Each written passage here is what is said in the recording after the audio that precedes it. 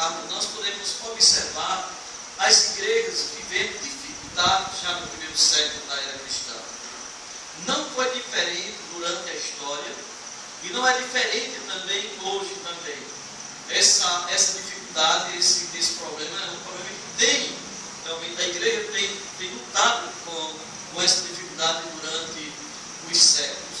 Aí podemos perguntar, mas por que isso, pastor? Por que dificuldades nessa área? Meus amados irmãos, devemos sempre compreender uma coisa: nós somos crentes em Cristo Jesus, nós temos o Espírito Santo em nossas vidas, mas ainda somos pecadores, remidos, é claro, mas ainda existe uma natureza pecaminosa em nós. É claro que essa natureza ela tem que estar sendo sufocada pela nova natureza, mas ainda há imaturidade, e nós estamos no processo de crescimento espiritual.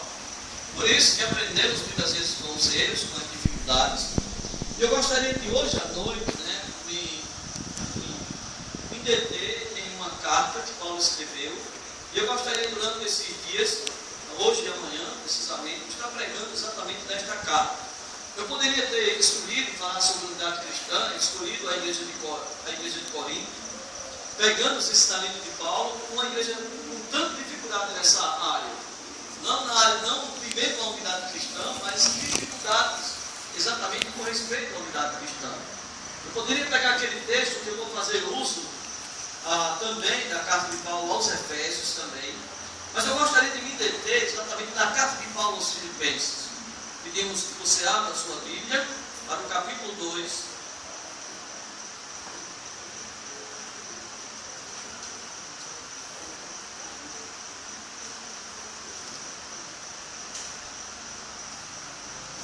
Eu gostaria de enfatizar hoje, por exemplo, hoje e amanhã à noite, sobre 4 elementos essenciais para a unidade cristã existir de fato na igreja local. Então, 4 elementos. Vou tratar sobre 2 hoje à noite, e amanhã à noite falaremos sobre os outros 2 elementos dentro desse texto que nós vamos ler. Pela manhã nós vamos pregar do versículo 27 ao versículo 30, no capítulo 1, mostrando sobre a importância da unidade cristã na batalha pela fé. Mas vamos aqui ler o texto, capítulo 2, da carta de Paulo aos Filipenses, versículo 1 ao versículo 5, diz assim a palavra: se há, pois, alguma exortação em Cristo, alguma consolação de amor, alguma comunhão do Espírito, se há entranhados afetos e misericórdia, completai a minha alegria, de modo que penseis a mesma coisa, tenhais o mesmo amor, sejais unidos de alma, tendo o mesmo sentimento. Nada passais por partidarismo ou vanglória, mas por humildade, considerando cada um dos outros superiores a si mesmo. Não tenha cada um em vista o que é propriamente seu, senão também cada qual o que é dos outros. Tende em vós o mesmo sentimento que houve também em Cristo Jesus. Que Deus abençoe sua palavra em cada coração nesta noite. Amém? Vamos orar. Precioso e bondoso Deus, queremos te agradecer nesta noite, Senhor Deus, chegarmos até aqui, podermos ter esse tempo de comunhão com esta igreja, com estes irmãos. Te agradecemos pelo pastor Anderson, sua família, pessoas que conhecemos já há algum tempo, e louvamos a Deus pela vida dele. Pedimos que o Senhor continue abençoando sua vida, o seu ministério aqui à frente dessa igreja, Senhor Deus, que essa igreja seja um grande instrumento nas tuas mãos para alcançar muitas outras pessoas para Jesus aqui nesta cidade, e por que não dizer comunidades vizinhas e até outras localidades.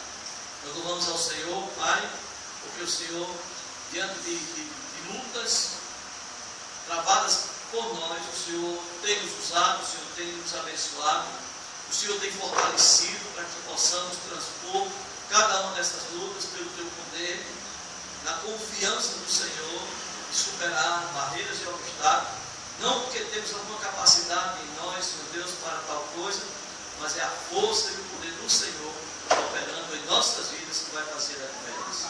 Também queremos, Senhor Deus, nessa noite, pedir ao Senhor que nos ajude, Senhor Deus, com respeito ao tema sobre unidade cristã.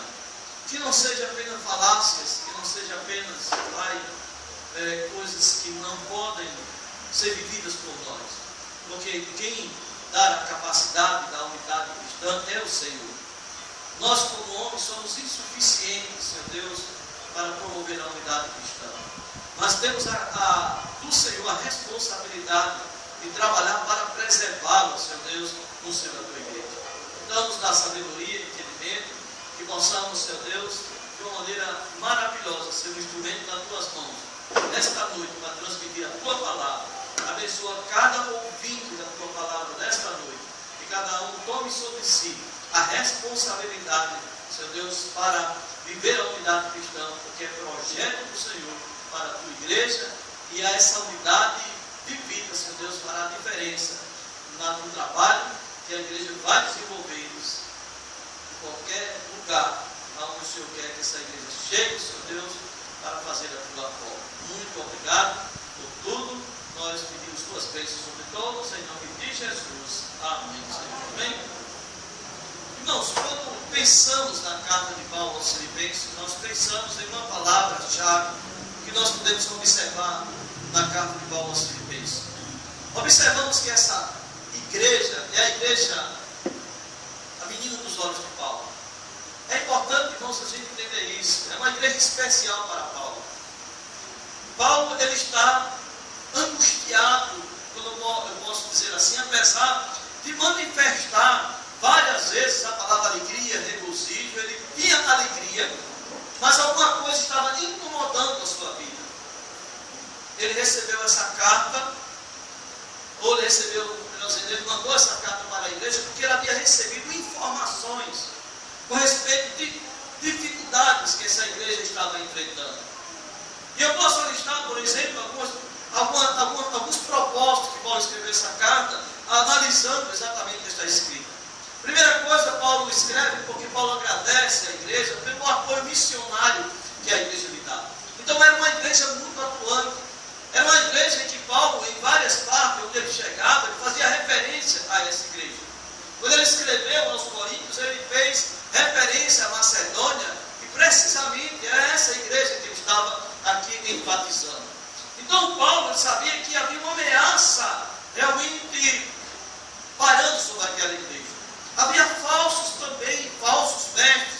É tanto que no capítulo 3 ele pede que a igreja tenha cautela, a igreja seja vigilante com respeito a esses falsos mestres e seus falsos ensinos. Mas, meus amados irmãos, observamos outro propósito, irmãos, que é exatamente Paulo trabalhar, tentando ajudar aquela igreja, que eles vivam uma autêntica unidade. E quando nós observamos, por exemplo, o capítulo 1, ele enfatiza sobre a unidade. O capítulo 2, ele começa enfatizando a unidade. O capítulo 4, ele fala sobre duas irmãs que estavam tendo dificuldades na igreja, e ele faz clamor que aquelas irmãs pensem concordemente no Senhor. Então a igreja estava correndo perigo. A igreja estava sendo ameaçada pela quebra da unidade. E Paulo sabia que se essa unidade ela fosse quebrada, se essa unidade cristã não fosse vivida, a igreja teria séria dificuldade no desenrolar das responsabilidades que ela tinha como igreja, estabelecida por Deus aqui na terra, para ser sal e luz neste mundo. Paulo sabia que a quebra da unidade trava o andamento da igreja. Paulo sabia que a quebra da unidade daria séria dificuldade. Essa igreja não poderia viver para a glória de Deus. Essa igreja não poderia continuar atuando se porventura os irmãos não atentassem para os seus ensinamentos com respeito a preservarem a unidade cristã nesta igreja. Esta carta é uma carta pessoal de Paulo. A igreja de Filipe, irmãos, ela foi fundada na segunda viagem missionária de Paulo. E nós observamos que essa igreja, ela foi fundada no meio de dificuldades. Quando nós observamos, por exemplo, Atos capítulo 16, nós podemos observar a origem dessa igreja. Essa igreja começou com uma comerciante convertida chamada Lídia. Depois Paulo também expulsa o demônio de uma jovem que dava lucros aos seus senhores, porque ela era adivinhadora, ela tinha um espírito adivinhador. E com isso, Paulo trouxe sobre si grandes dificuldades sobre ele e Silas. E ele foi preso, ele foi encarcerado. Mas eles estavam reclamando na cadeia. Sim? Não. Eles estavam ali exatamente cantando louvores a Deus. E de repente a mão de Deus agiu, houve um grande terremoto. E o carcereiro, diante desse terremoto, ele, naquela época, os guardas eram sentenciados quando os seus prisioneiros, aqueles que estavam sob sua responsabilidade, eles fugiram. Sabendo da sentença que estava determinada sobre ele, ele estava pronto, esse carcereiro, a exterminar com a sua própria vida. E aí Paulo se apresenta e Paulo diz: olha, não faça isso, que nenhum de nós fugimos, estou parafraseando, todos estamos aqui, todos estão aqui. E ele chegou a Paulo e disse: olha, o que eu faço para ser salvo? Paulo disse: crê no Senhor Jesus e será salvo tu e a tua casa.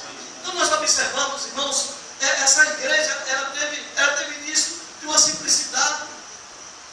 Uma comerciante judia, uma ex-demoniada, provavelmente passou a se congregar nessa igreja grega, e um carcereiro a serviço de Roma. Meus amados irmãos, Paulo estava preso em Roma e envia esta carta exatamente com o propósito de agradecer, mas alertar a igreja com respeito às dificuldades que elas estavam começando a viver. Paulo estava mostrando, tentando conscientizar aqueles irmãos que para vencer os problemas externos, tinha que resolver os problemas internos. Deixa eu dizer uma coisa para os irmãos: nós estamos aqui como igreja, irmãos, diante de inimigos que estão em ascensão. Se você observar, irmãos, em todos os lugares, nós podemos ver a criminalidade aumentando. Nos 3 primeiros meses desse ano, em quase todos os estados brasileiros, já houve uma superação do número de crimes, roubos, estupros e assim por diante. Nós estamos em um inimigo em ascensão.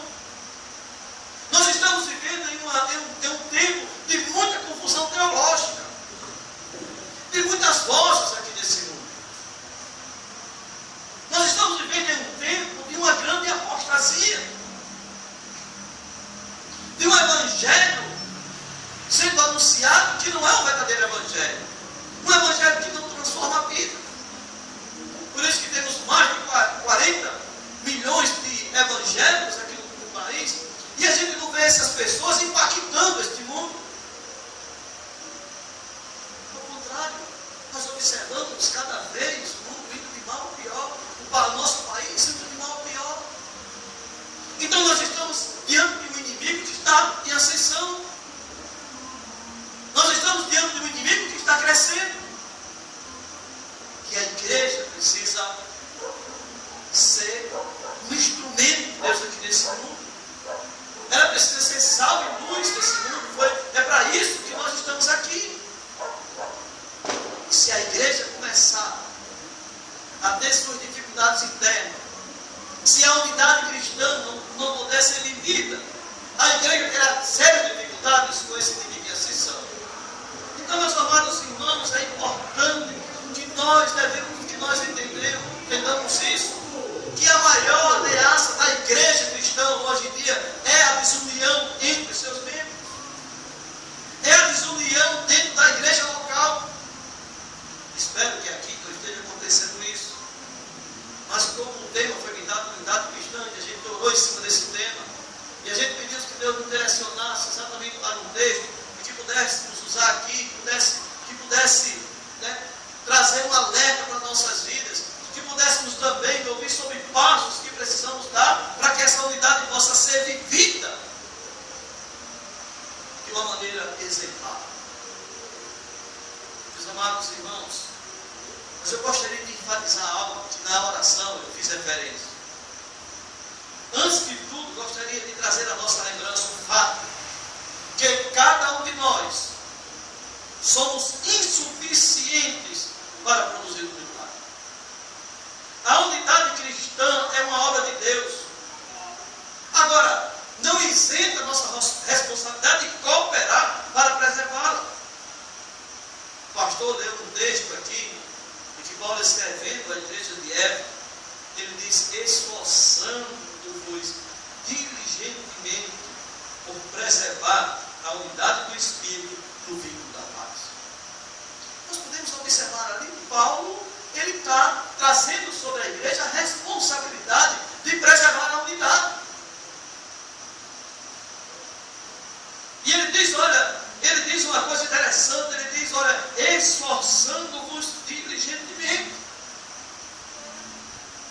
A ideia é de um esforço dedicado e contínuo. Às vezes, irmãos, nós temos momentos de relatos. Às vezes nós estamos dispostos, por exemplo, para preservar a unidade. Mas daqui a pouco começa a surgir um problema e a gente contribui para a quebra dessa unidade. O que Paulo está dizendo é que esse esforço deve ser contínuo. De que esse esforço não deve ser temporário. Meus amados irmãos, Paulo exorta através desse texto a igreja de Éfeso, que fiz referência aqui nesse versículo, a fechar as brechas para a quebra da unidade da igreja. Meus amados irmãos, eu e você, nós, passamos a fazer parte da igreja de Cristo mediante a fé no sacrifício vicário de Jesus Cristo. João diz que Jesus veio para o que era seus, os seus não receberam, mas a todos quanto receberam, Deus o poder de serem feitos o quê? Filhos de Deus, os quais não nasceram por vontade humana, mas nasceram exatamente segundo a vontade de Deus. Amém. Então eu gostaria de trazer a nossa lembrança de que nós não estamos aqui por acaso. O novo nascimento foi produzido por Deus. Paulo, quando escreve a carta aos Efésios, por exemplo, ele diz: pela graça sois salvos mediante a fé, isso não vem de vós, é dom de Deus, não vem de vós. Então nós somos colocados no corpo da igreja. Então nós estamos unidos por um só Espírito, porque fomos batizados em um corpo, e devemos estar unidos nesse corpo. Um certo pregador, ele disse o seguinte, ele diz: quando os crentes vivem brigando e falando mal uns dos outros, isso é um espetáculo lamentável e vergonhoso diante de um mundo que desonra a Cristo e a própria igreja. É verdade, irmãos. É a pura verdade. Agora deixa eu lembrar, irmãos, que essa unidade, ela só pode ser real e preservada por nós mediante uma fé sadia na doutrina da palavra de Deus. Eu já vi pessoas dizendo assim: olha, o amor une e a doutrina divide. Isso não é coisa de Deus. Estava vendo um comentário de um pregador, conferencista, John Patrick. Ele disse o seguinte: ele disse, se alguém dissesse a Jesus, o amor une e a doutrina divide, penso que Jesus olharia fundo na alma dessa pessoa e diria: a doutrina verdadeira é a raiz do amor. Portanto, quem se opuser a ela, destruirá a raiz da unidade. É a pura verdade, irmãos. Quem nos une é a doutrina. Quem nos une é a palavra. Quando João escreve as suas cartas, quando ele foi conhecido como o apóstolo do amor, e ele, de todo o amor que ele delegava para as pessoas, tinha como base a verdade de Deus. Então, eu gostaria que os irmãos prestassem muito bem atenção àquilo que a palavra de Deus vai falar aos nossos corações durante esses 2 dias. Porque uma unidade fora do fundamento da verdade é heresia, é engano, é apostasia. Os que defendem, por exemplo, a união das religiões, e mesmo denominações, e mesmo igrejas locais, a preço da verdade de Deus, não são verdadeiros. Teve uma época da existência da igreja que essa unidade poderia acontecer. Mas o tempo passando, tantas e tantas confusões, tantas e tantas linhas teológicas, tantas e tantas interpretações das Escrituras, que ficou difícil caminhar junto, já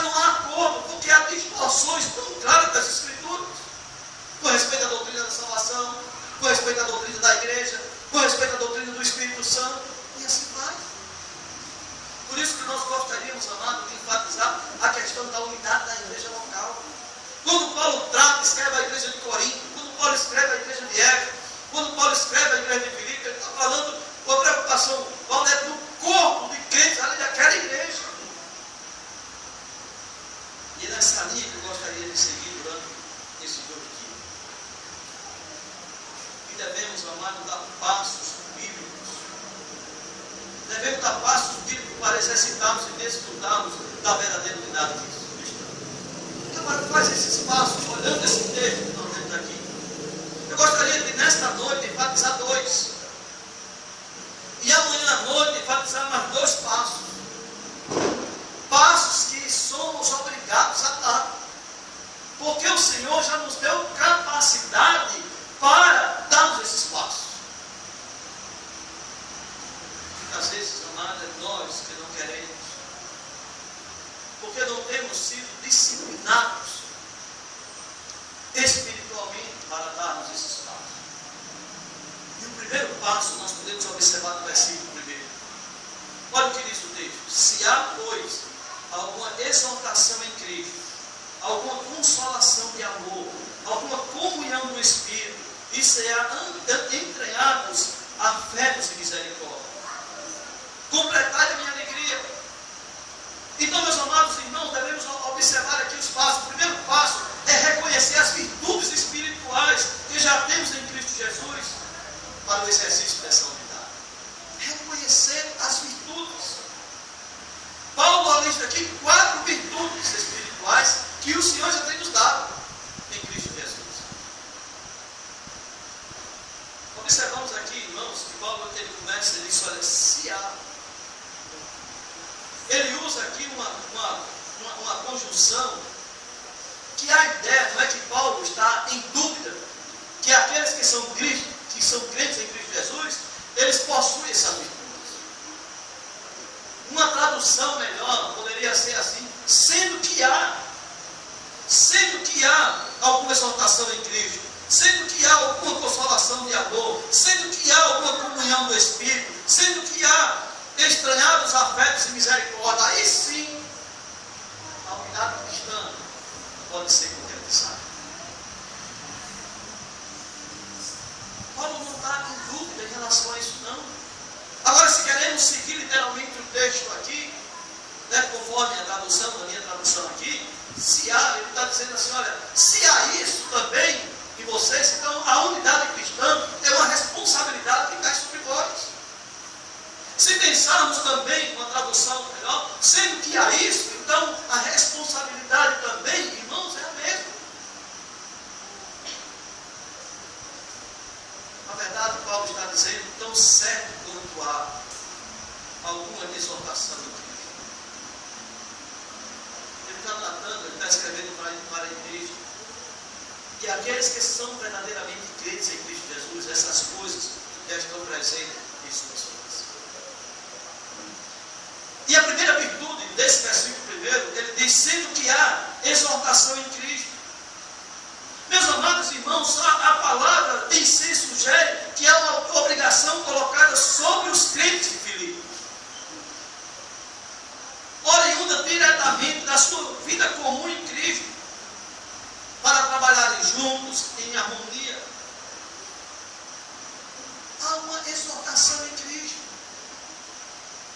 Paulo não faz referência que há uma exortação em Paulo, que há uma exortação em ambos, que há uma exortação em Erital.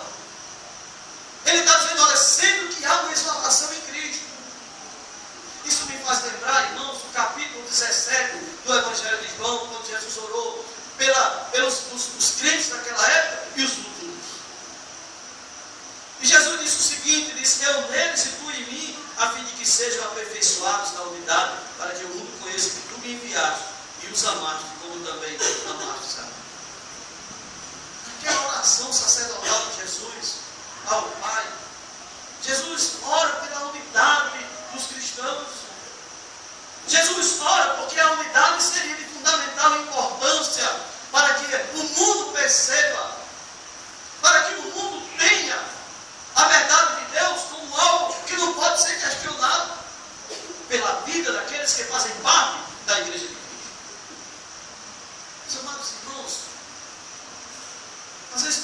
pensamos diferente. Mas a unidade cristã, irmãos, nós temos uma exortação em Cristo com respeito a ela. Um comentarista bíblico disse o seguinte: ela alerta para o fato que ninguém pode caminhar desunido com seu semelhante e ao mesmo tempo estar unido a Cristo. Ninguém pode viver a atmosfera de Cristo e viver no mesmo tempo odiando seus semelhantes. Isso não pode acontecer. Se você volta aí à carta de Paulo aos Efésios, capítulo 4, talvez umas 3, 4 páginas na sua Bíblia,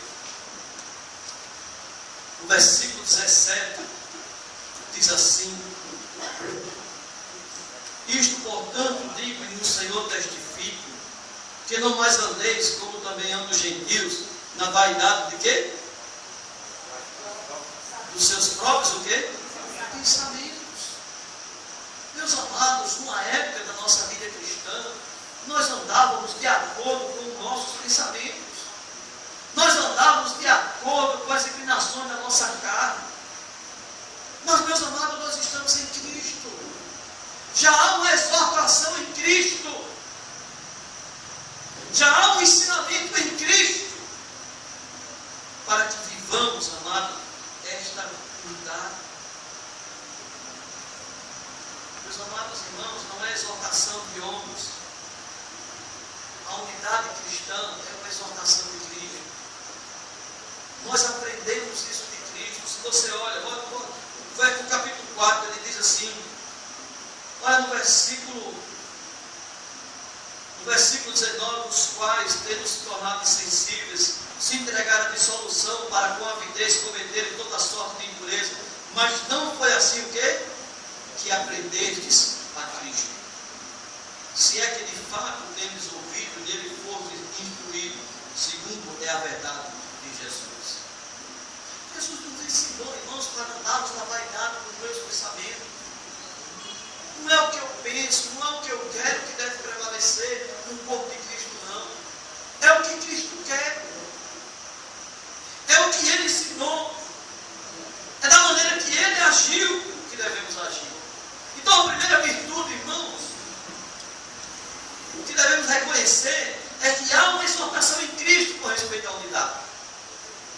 A segunda virtude que nós observamos aqui, irmãos, ele diz, é que há consolação de amor. A palavra poderia ser traduzida também por encorajamento, pois traz a ideia, irmãos, de terna persuasão do amor. O que Paulo está tratando aqui não é o amor que eles deveriam nutrir de uns para com os outros, não. Isso é responsabilidade nossa. Mas ele está tratando aqui, amado, do amor de Cristo por nós. Aqui é o amor de Cristo pela igreja que Paulo tem visto. O amor que, quando ele escreveu a carta aos Coríntios, que era uma igreja que estava dividida, ele disse que o amor de Cristo nos constrange. Julgando nós isso, morreu por todos, logo todos morreram. E ele morreu por todos, para os que vivem, não vivam mais para si mesmo, mas para aquele que por ele morreu e ressuscitou. Meus amados, o amor de Cristo deve encorajar nossas vidas. O amor de Cristo deve persuadir as nossas vidas a vivermos uma autêntica unidade. Meus amados, ao conclamá-lo para que vivam juntos em harmonia, Paulo apela para o mais alto motivo, que é exatamente o amor derramado em nossos corações. Nós amamos a Cristo porque Ele nos amou primeiro. O amor que o Senhor da igreja nutre com o seu povo deve impelir o seu povo a viver dignamente em unidade. O amor amado de Cristo por nós, olhando o seu exemplo, no versículo 5, tende em vós o mesmo sentimento que houve também em Cristo Jesus. O amor nos leva a suportar uns aos outros. O amor nos leva a perdoar uns aos outros. Foi assim que Cristo nos amou. Em Efésios capítulo 5, ele diz andar em amor. E naquele texto, ele toma como exemplo o amor de Cristo por nós. Então esse amor delegado por Cristo por nós, é o que deve, amado, derramado em nós, é o que deve nutrir o desejo pela unidade na igreja.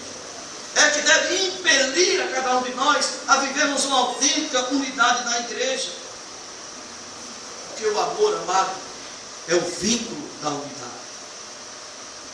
Meus amados irmãos, temos aprendido o que de Jesus? Que exortação temos de Cristo com respeito à unidade? Como temos andado, irmãos, na igreja local? O amor de Cristo foi derramado em seu coração e no meu coração? Se foi, irmãos, então não temos desculpas de não amar. Não temos desculpa de não trabalhar, irmãos, para preservar a unidade cristã.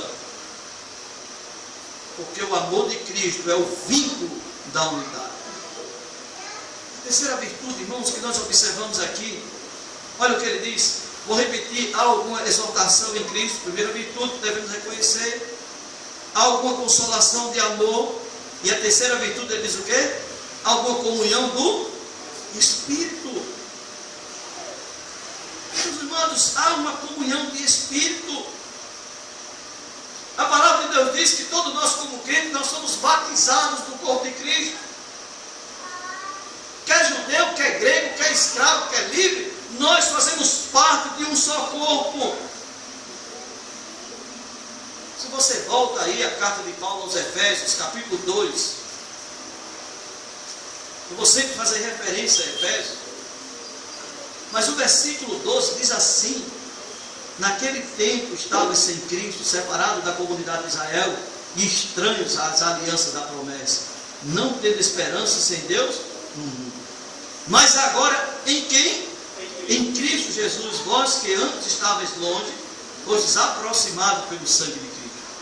Porque Ele é a nossa paz, o qual de ambos fez um, e tendo derrubado a parede da separação que estava no meio da inimizade, aboliu na sua carne a lei dos mandamentos na forma de ordenança, para que dos dois criasse em si mesmo um novo homem, fazendo a paz, e reconciliasse ambos em um só corpo com Deus. Meus amados, quando isso aconteceu? Quando é que nós passamos a fazer parte da igreja? Quando é que nós passamos a fazer parte do corpo de Cristo? Exatamente com o batismo do Espírito Santo. O batismo com o Espírito Santo é nada mais do que uma posição do crente em Cristo. No dia da sua conversão, no dia que você se arrependeu dos seus pecados e recebeu Cristo como Senhor e Salvador da sua vida, você foi exatamente imergido dentro do seu corpo e o Espírito Santo passou a habitar em vós. Por isso, irmãos, há uma comunhão do Espírito. Meus amados irmãos, isso deveria determinar a morte de toda desavença e espírito de partidarismo na igreja. Cada membro do corpo não vive independente dos demais membros. Paulo usa a figura de um corpo, por exemplo, quando escreve aos Coríntios. E nós temos um corpo humano. E a palavra de Deus diz, ele usa a figura de um corpo humano exatamente para ilustrar a igreja. E ele fala que nós somos um em Cristo. Cristo é o cabeça e nós somos membros desse corpo.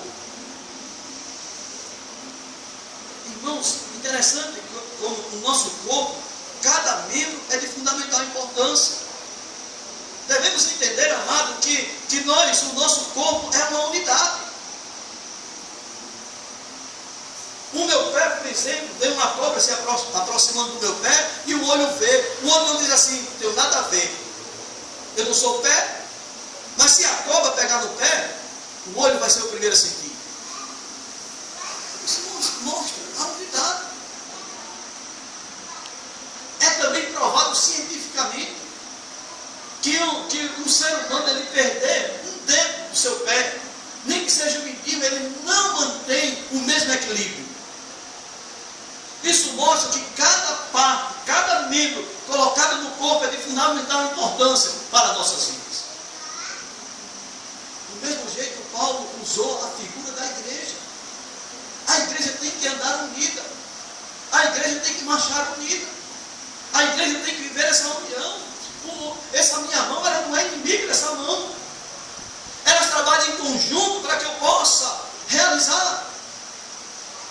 O meu pé direito, ele dizendo que quer ir para lá, o meu pé esquerdo não vai para lá. Para que a gente caminhe, os pés eles têm que andar na mesma direção. E fomos colocados em mãos do corpo pelo Espírito Santo. Então há essa terceira virtude. Se somos crentes em Cristo Jesus, essa virtude já está presente. Você tem o Espírito Santo na sua vida. Você faz parte da igreja de Deus porque você foi imergido no corpo de Cristo. Amém. Meus amados irmãos,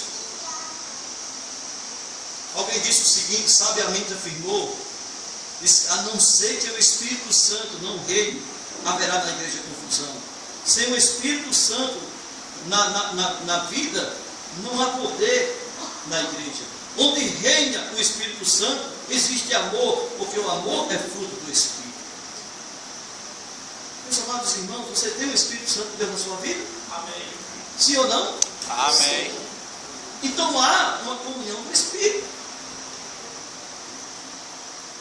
Então você tem comunhão do Espírito. Portanto, eu e você, amado, devemos nos esforçar para preservar a unidade cristã. A quarta virtude aqui nesse versículo, ele diz o quê? Se há o quê? Entranhados afetos e misericórdia.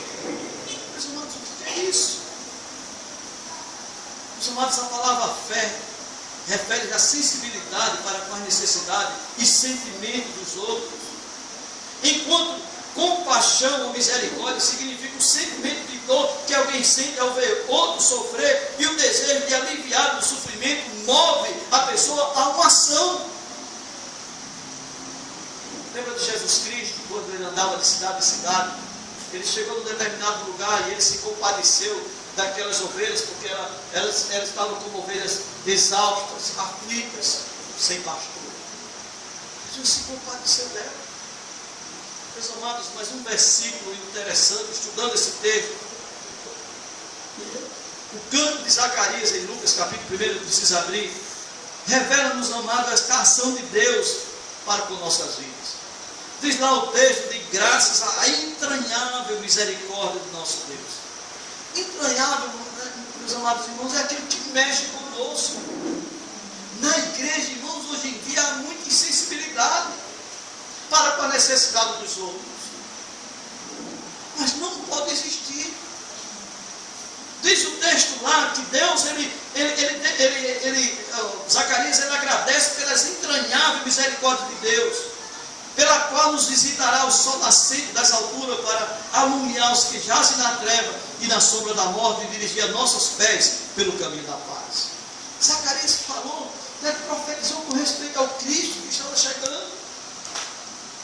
Deus foi movido, amado, as suas entranhas foram movidas, e Ele mandou Jesus exatamente para nos libertar dos nossos pecados e nos dar vida eterna. Meus amados, e a palavra de Deus diz que isso já está em nós. Nós temos esse afeto, esse entranhado de afeto, esse misericórdia. Isso precisa ser desenvolvido. Meus amados, falsos ensinos tiram o afeto e a misericórdia do coração dos crentes. Por isso que Paulo, uma experiência vivida no passado, meu amado, faz com que Paulo escreva essa carta. No passado, amado Paulo, que a primeira carta que Paulo escreve é a carta de Paulo aos Gálatas, vivendo em outra região. No capítulo 4 da carta de Paulo aos Gálatas, Paulo lamenta o que estava acontecendo. Paulo pregou o Evangelho, Paulo disse, diante de muito sofrimento, Paulo foi contraído de uma enfermidade, provavelmente dos olhos, porque o texto lá diz que eles receberam Paulo, e disse que, se possível, ele teria dado até os próprios olhos ao apóstolo. Mas a igreja começou a ser influenciada pelos falsos ensinos, começou a ser influenciada pelos judaizantes. E sabe o que aconteceu? Paulo disse, olha, vocês mudaram. A igreja estava endurecida. Paulo disse, olha, eu porventura tornei-me inimigo de vocês por pregar a verdade. A igreja havia mudado. Uma igreja que antes havia recebido Paulo com amor, se possível teria dado até os olhos a Paulo, agora estava rechaçando o apóstolo. tinha um carinho muito grande por essa igreja de Filipe. E Paulo sabia o compromisso da igreja com a obra missionária. Paulo sabia a gratidão daquela igreja por aqueles que havia lhe fundado, a igreja que havia realmente trabalhado, os líderes que haviam trabalhado nos seus corações. E agora estava sendo ameaçado, e por isso Paulo alerta exatamente aqueles irmãos. E Paulo diz: olha, se essas virtudes estão presentes, então nós devemos reconhecer, irmãos, que elas são fundamentais para o segundo passo. Sabe qual é o último passo que nós vamos dar hoje? Lembra mais 2? Está no versículo 2, Paulo diz: completai a minha alegria, de modo que penseis o quê? A mesma coisa, tenhais o mesmo amor, sejais unidos de alma, tendo o mesmo sentimento.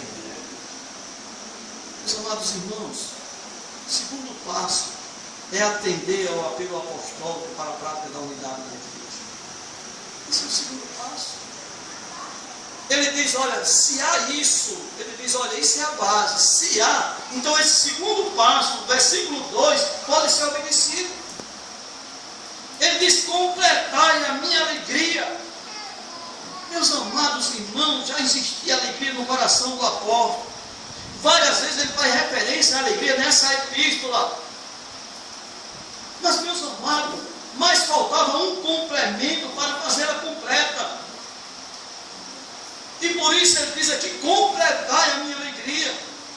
O maior desejo, Paulo, quando ele escreveu essa carta, Paulo estava preso em Roma. Mas o maior desejo de Paulo não era ser solto. Seu maior desejo, revelado aqui, amado, era a unidade da igreja cooperadora, da igreja generosa de Filipe. Meus amados, só assim o cálice da alegria de Paulo transbordaria. Meus amados irmãos, é nosso sonho como líder. Como meu sonho pastorear na igreja unida. Graças a Deus que as nossas dificuldades são poucas. Mas enquanto existimos aqui, nós temos que nos esforçarmos para preservar esse vínculo de unidade. Porque sempre está chegando pessoas e às vezes não tem maturidade e precisa ser trabalhado. Mas, meus amados, é o desejo de cada líder. Paulo aqui, ele sonhava com isso. Eu não sei o propósito, por exemplo, de ter me dado esse tema, mas com certeza, amado, é um desejo do líder dessa igreja. Eu tenho certeza que também, irmãos, é o desejo de cada líder espiritual dessa igreja. Que vivamos, amado, uma autêntica unidade. Paulo não podia estar completamente alegre enquanto o espírito de facção existisse nessa generosa igreja de Filipe. Uma igreja, amado, que estava comprometida com Paulo, com apoio evangelístico, com apoio missionário, estava correndo perigo. Estava sendo ameaçada por divisões internas, e isso estava ofuscando a alegria no coração do apóstolo. Olha o seu clamor, irmãos, capítulo 4, versículo 2. Olha o seu clamor. Alguém pode ler bem alto? Capítulo 4, versículo 2 de Filipenses. Alguém pode ler? Rogo a Evódia e rogo a Síntique que pense conformemente no Senhor. Obrigado, irmão. Paulo disse: eu rogo. Isso mostra, irmãos, é um clamor. Paulo está clamando que aquelas irmãs pensem concordemente no Senhor. Se você observar no versículo 3, ele pede ajuda ao líder da igreja. Na atualidade ele diz: a ti, fiel companheiro de julgo, também peço que as auxilie, pois juntos se esforçaram comigo no Evangelho, também com Clemente e com os demais cooperadores meus, cujo nome se encontra no livro da vida. Talvez, irmãos, essas irmãs foram cooperadoras, mas agora elas estavam fracassando na fé, devido à desunião. Talvez elas não estivessem cooperando mais como deveriam cooperar. E Paulo estava sentindo isso. E Paulo lamenta exatamente a situação de desunião que aquelas irmãs estavam enfrentando. Irmãos, como ficamos tristes, como temos notícias, muitas vezes, de problemas entre os nossos irmãos. Não podemos viver alegre dessa maneira. Então, o segundo passo, irmãos, é atender o apelo apostólico. E quem está falando aqui tem a autoridade de Deus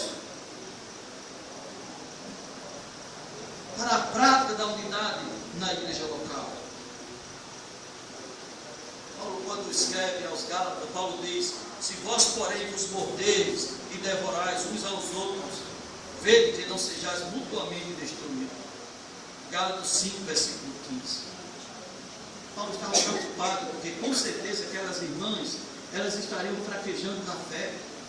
Na igreja, irmãos, quando a gente começa a perceber dificuldade entre os irmãos, a gente começa a perceber, irmãos, a frieza espiritual.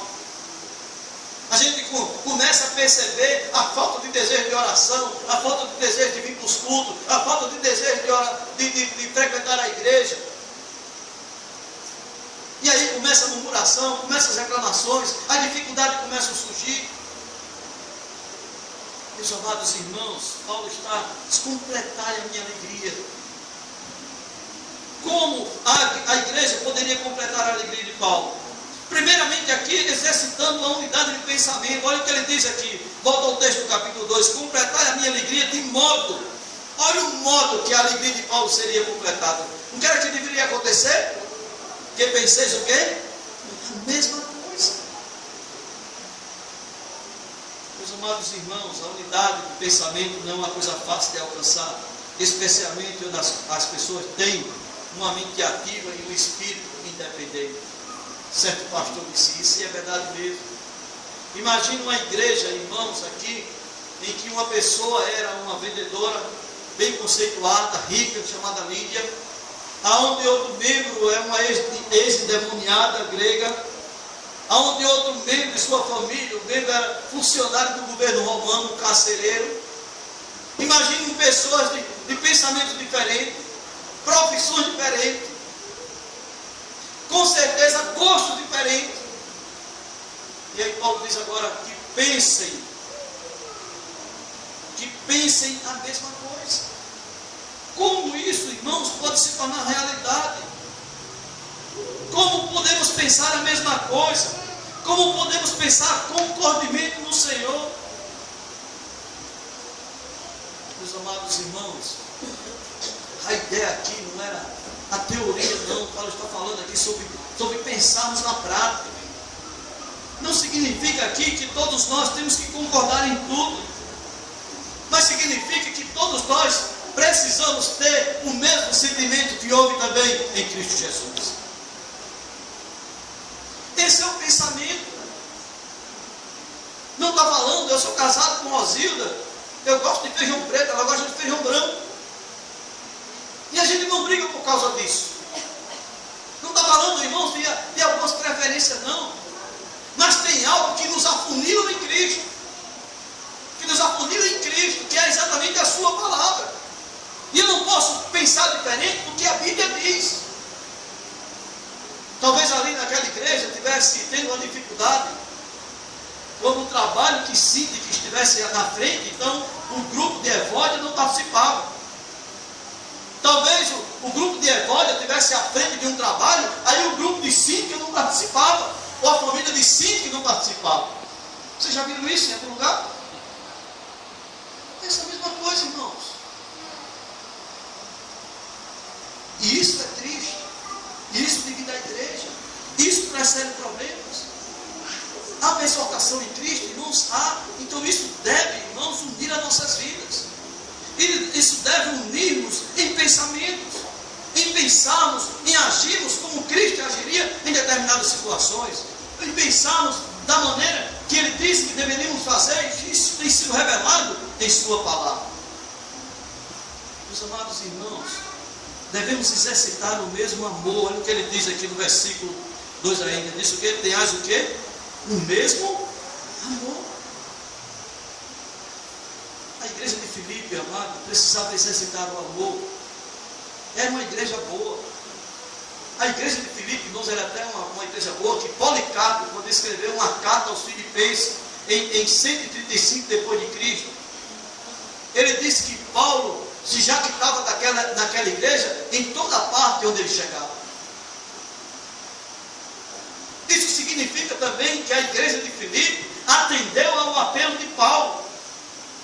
Isso significa que Evódio e Síque elas se uniram após receberem a exaltação do apóstolo. Espero também, irmãos, se estamos tendo alguma dificuldade nessa área, ou em que área for, irmãos, devemos também ouvir a mensagem da palavra de Deus e nos unirmos para que a igreja possa crescer e que Deus possa abençoar maravilhosamente esse trabalho. Meus amados irmãos, o mesmo amor.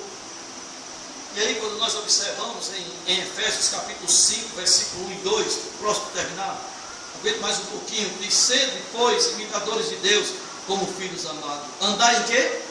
Andar em amor, como também Cristo nos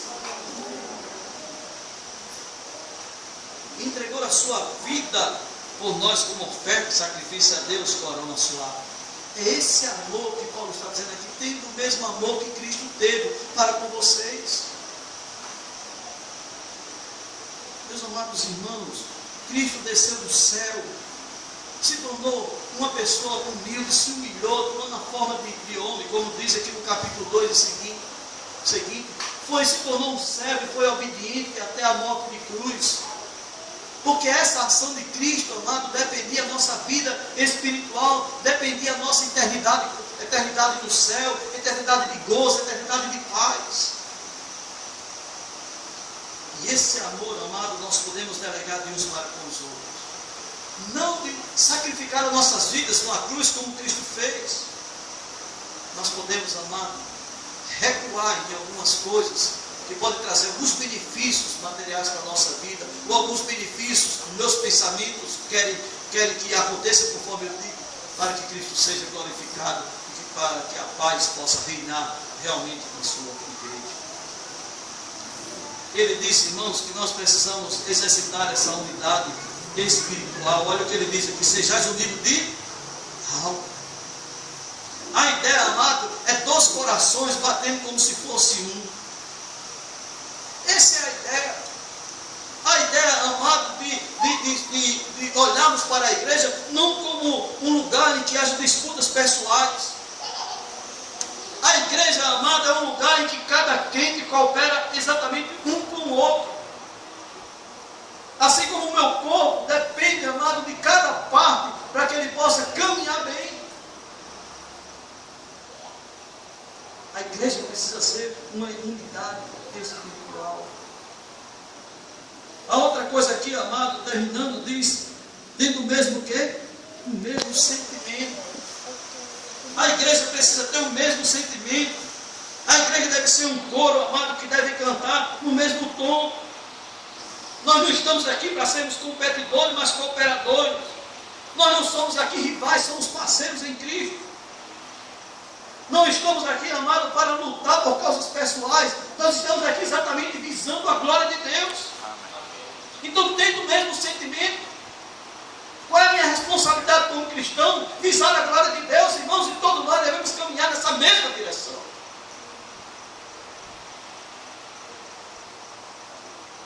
Na igreja de Deus, amado, não deve haver disputas políticas por cargos. Não deve haver ciúmes e inveja.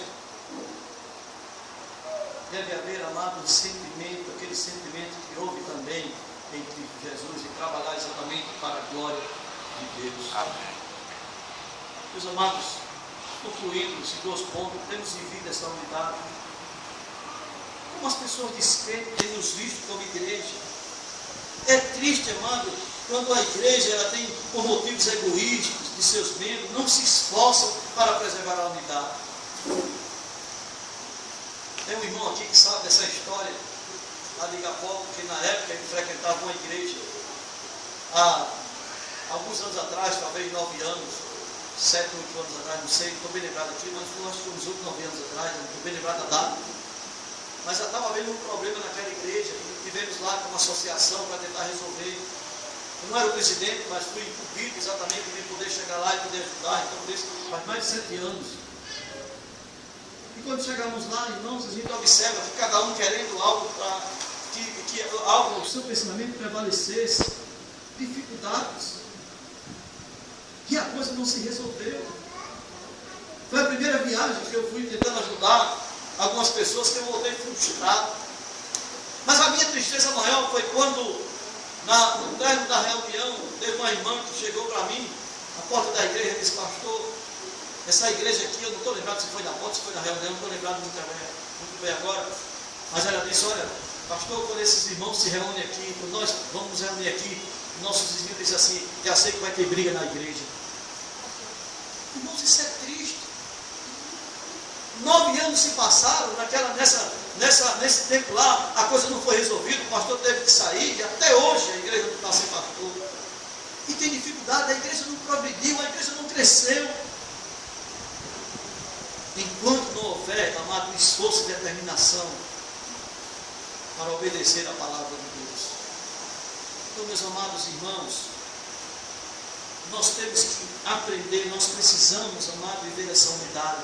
Nós somos chamados exatamente para isso. E se porventura em nós não há esse desejo, devemos estar avaliando e atentar ao que Paulo disse aos Coríntios.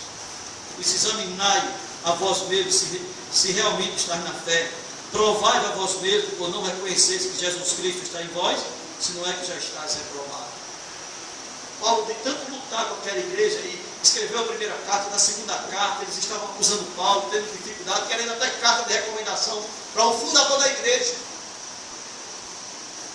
A vida daquelas pessoas estavam tão distantes da verdadeira fé, que Paulo convoca aquelas pessoas a se examinarem, se realmente são crentes em Cristo Jesus. Temos aqui vários crentes aqui, se não quase todos que estão aqui são crentes. Se porventura na sua vida, amado, não há nenhum desejo de viver essa união, então você deve fazer um autoexame, se realmente você está na fé. Porque se há exortação em Cristo, se há consolação de amor, se há comunhão do Espírito, se há entreados afetos e misericórdia, então, amado, nós podemos viver concordemente no Senhor, nós podemos ter o mesmo amor, nós podemos ser unidos de alma e ter o mesmo sentimento. E é Deus que vai fazer isso em nossas vidas. Então abramos nossos corações. Se porventura há pessoas aqui no nosso meio, isso aqui é a mensagem direcionada exatamente falando sobre unidade cristã, então é direcionada para a igreja.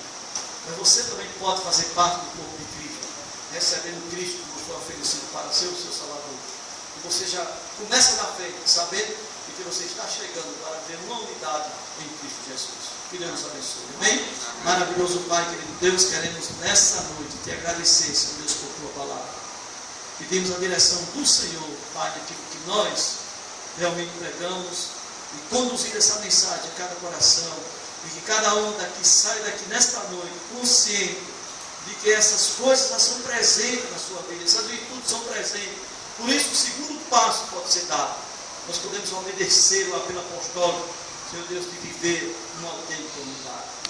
Há um mundo aí perdido, há um mundo em que o inimigo está em ascensão, Senhor Deus, mas nós podemos estar fazendo diferença aqui nesse mundo. Porque a tua palavra diz que maior é aquele que está em nós do que aquele que está no mundo. Por isso pedimos a tua ajuda, Senhor Deus, e a tua direção. Continua falando profundamente aos nossos corações, Senhor Deus. Que cada um de nós saímos daqui empenhados, comprometidos em viver essa unidade cristã. Vivendo como Cristo, certo, tem dito em sua palavra, como Ele tem ensinado em sua palavra, tendo o mesmo sentimento que houve na sua pessoa e que mostrou tanto por palavras, Deus, como corações. Muito obrigado pelo exemplo de Cristo.